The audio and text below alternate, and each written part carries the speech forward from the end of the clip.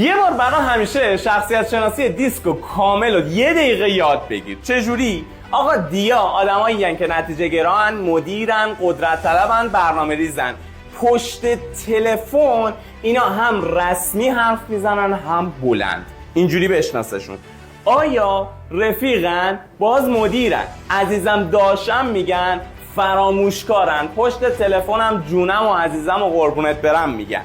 اسا جزئیات نگرن، درونگران، آرومن، حافظه قوی دارن. پشت تلفن آروم، رسمی و غیر رسمی، یه چیزی بینش صحبت میکنن.